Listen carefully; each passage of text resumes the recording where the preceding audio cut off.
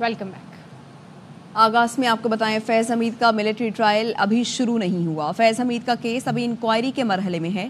تنصیبات پر حملہ کرنے والوں کا کیس ملٹری کورٹ میں ہی چلنا چاہیے۔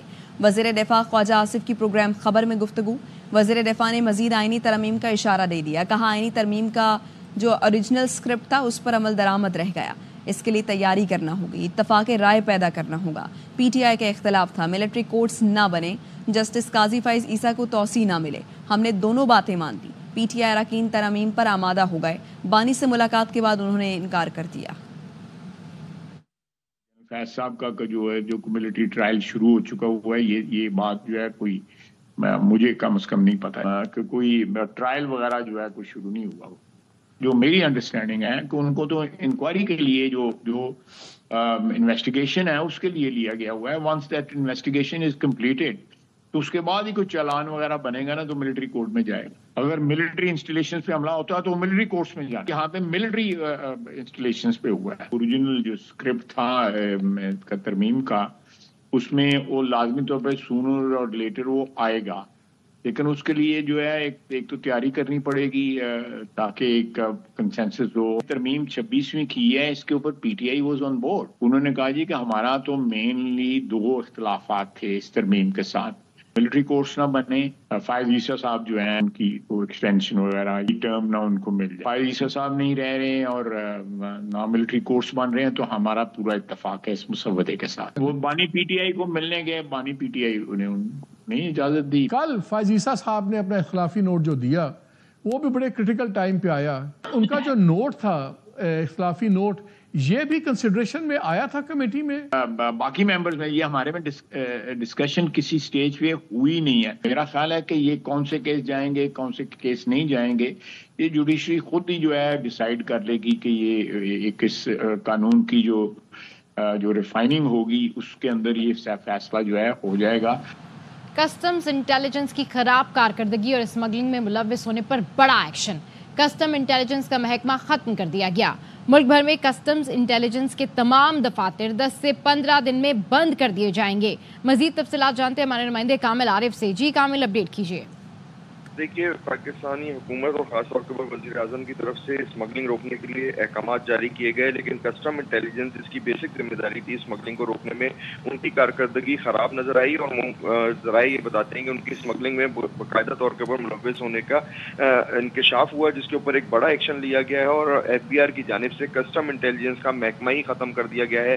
پاکستان بھر کے کسٹم انٹیلیجنس کے دفاتر اگلے 10 سے 15 روز میں بند کر دیے جائیں گے۔ انٹیلیجنس کے دفاتر میں تعینات اہلکار اور افسران کو دوسری جگہ پہ تعینات کیا جائے گا، جبکہ اب ایک نیا ڈھانچہ تبدیل کیا گیا ہے۔ پورا ایف بی آر نے اس ڈھانچے کو تبدیل کیا ہے۔ کسٹم انٹیلیجنس اور کسٹم پریونٹیو کی ذمہ داری تھی کراچی سمیت پورے پاکستان بھر میں اسمگلنگ کو روکنے کی، لیکن کسٹم انٹیلیجنس کا ادارہ ناکام رہا اس کو روکنے میں۔ اب انفورسمنٹ کے نام سے ایک ڈپارٹمنٹ بنایا جا رہا ہے جس کو صرف ذمہ داری اسمگلنگ کو روکنے کی ہوگی۔ اب کسٹم انٹیلیجنس کا ادارہ بھی ختم ہو گیا، اور کے پاس اب یہ ذمہ داری نہیں رہے گی کہ وہ اسمگلنگ کے خلاف کارروائی کرے۔ صرف ایک نیا جو ڈھانچے میں تبدیلی کی گئی ہے، کسٹم انٹیلیجنس کے بجائے اب کسٹم انفورسمنٹ کے نام سے جو افسران ڈی جی تعینات ہوگا، اور اس کے نیچے ٹھیک ہے، کسٹم انٹیلیجنس کے بجائے اب کسٹم انفورسمنٹ کے نام سے یہ ادارہ بنایا جا رہا ہے۔ اپڈیٹ کرنے کے لیے شکریہ کامل عارف۔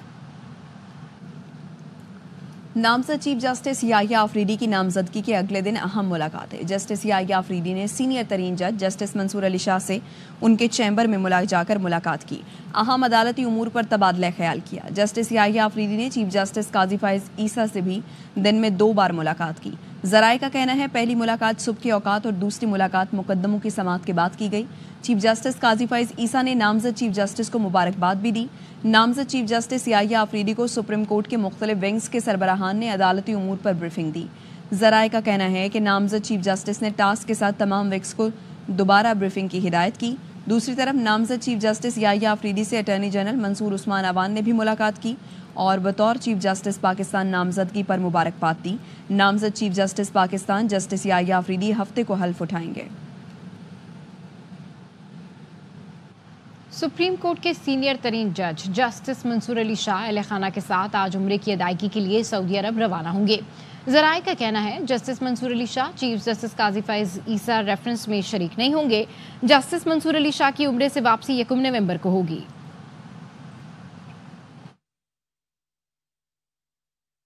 چیف جسٹس بننے کی آفر قبول کرنا یا نہ کرنا جسٹس یحییٰ آفریدی کی ثوابدید ہے. پارلیمانی کمیٹی کو بھی سینئر ترین جج کو ہی چیف جسٹس لگانا چاہیے تھا. چیئرمین تحریک انصاف بیرسٹر گوہر کہتے ہیں 26ویں آئینی ترمیم غیر آئینی ہے, عدلیہ پر قدغن لگانا تسلیم نہیں کر سکتے. سلمان اکرم راجہ کا کہنا ہے ترمیم کے بعد حکومت وہ جج لگائے گی جو فرما بردار ہوں. سوشل میڈیا کے دباؤ میں آ کر احتجاج نہیں کریں گے. تحریک اپنے وقت پر شروع ہوگی. امینڈمنٹ جو ہوئی ہے ان کو غیر آئینی سمجھتے ہیں. البتہ یہ ضرور ہونا چاہیے تھا اگر ترمیم نہ بھی ہوتی تو سینئر موسٹ جج کو ہی چیف جسٹس. عدلیہ پہ قدغن نہیں ہونا چاہیے. آپ ہینڈ پک ججز نہ بٹائے, ججز ایسے ہو کہ وہ امپارشل ہو. اگر آپ ججز کو متنازع بنائیں گے, آپ ہینڈ پک ججز کریں گے تو پھر وہ آپ ہی کے ججز ہوں گے, منصفانہ فیصلے نہیں کر سکیں. جس طریقے سے یہ 26ویں آئینی ترمیم کی گئی ہے, لوگوں کو اغوا کیا گیا ہے, جس کا مقصد صرف اور صرف عدلیہ کو مغلوب کرنا ہے. ایسے جج لگائے جائیں گے چن چن کر جو فرما بردار ہوں. وسطائیت کے چمچا گیر یہ کہتے ہیں نکلو بی چوک پہنچو, آج ہی پہنچو, کدھر بیٹھے. یہ ایک سوچی سمجھی سازش ہے ہمارے خلاف. ہم آگے بڑھیں گے, ایک شاندار عوامی تحریک میں برپا ہوگی. ہم کسی سوشل میڈیا کے دباؤ کے تحت یہ نہیں کریں گے. جب موقع ہوگا اور ہماری تیاری ہوگی ہم اس وقت کریں گے, اور یہ دور کی بات نہیں ہے. دعوے سے کہتا ہوں 26ویں آئینی ترمیم متفقہ ہے. پی ٹی آئی رہنما بیرسٹر گوہر نے قوم کے سامنے کہا تھا ہمارا اتفاق ہو گیا ہے. پھر شاید جیل میں بیٹھے شخص کو پسند نہیں آیا اور اس نے انکار کر دیا. وزیر اعلیٰ سندھ سید مراد علی شاہ کا سندھ اسمبلی میں اظہار خیال, کہا آئینی ترمیم سے ہم نے پارلیمنٹ اور عوام کو مضبوط کیا ہے. جسٹس یحییٰ آفریدی کی بطور چیف جسٹس نامزدگی کو مختلف بار کونسلز نے خوشائند قرار دے دیا. لاہور, بہاولپور, اسلام آباد بار کونسلوں نے یحییٰ آفریدی کی چیف جسٹس نامزدگی کا خیر مقدم کیا. بار کونسلز نے جسٹس یحییٰ آفریدی کو تعاون کا یقین دلایا. پنجاب بار کونسل نے کہا نئے چیف جسٹس بار اور بینچ کے درمیان ہم آہنگی کی اعلیٰ مثال قائم کریں گے, انصاف کی فراہمی میں کردار ادا کریں گے. کے پی بار کونسل نے کہا جسٹس یحییٰ آفریدی کی تعیناتی احسن اقدام ہے. وہ غیر متنازع, غیر سیاسی اور غیر جانبدار شخصیت ہیں. صدر سندھ ہائی کورٹ بار کے بیرسٹر ریحان عزیز اور سیکرٹری سرفراز میتلو نے کہا جسٹس یحییٰ آفریدی کے تقرر سے عدلیہ اور قوم کو فائدہ ہوگا. قیادت میں عدلیہ قانون کی حکمرانی برقرار رکھے گی.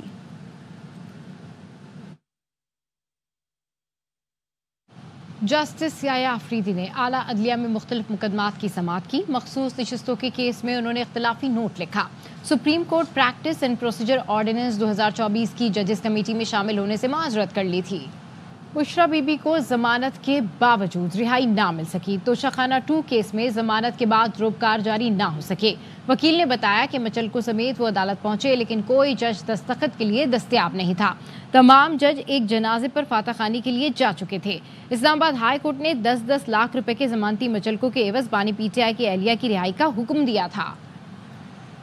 اور روزگار جاری کروانے کے لیے ٹرائل کورٹ اسلام آباد سے رجوع کیا تو وہاں ہمیں اسٹاف نے بتایا کہ آج جج صاحب 11 بجے ایک جنازے پہ شرکت پہ چلے گئے. ڈیوٹی جج کورٹ سے ہم نے رجوع کیا تو ان کے اسٹاف نے بھی بتایا کہ جج صاحب جنازے پہ چلے گئے. پھر جو تیسرے جج تھے FIA کے تو ان کی عدالت سے ہم نے رجوع کیا تو ان کے اسٹاف نے بھی ہمیں ایسا ہی بتایا کہ جج صاحب جو ہیں وہ فاتحہ پہ چلے گئے. 26 تاریخ سے بانی پی ٹی آئی کی ملاقاتیں شروع ہو جائیں گی.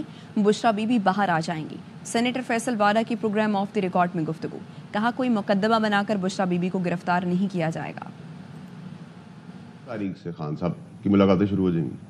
26 سے خان صاحب کی ملاقاتیں شروع ہو جائیں گی, ریگولر ہو جائیں گی. ٹھیک ہے. بیگم صاحبہ باہر آ جائیں گی. مطلب ایسا نہیں ہوگا کہ وہ ان کی بیل ہوئی اور بیل ہونے کے بعد کوئی اور مقدمہ بنا کے ان کو اریسٹ نہیں کیا باہر آ جائیں گی. آپ یہ کہہ رہے ہیں ان کو ایک اور مقدمہ بنا کے اریسٹ نہیں کیا جائے گا.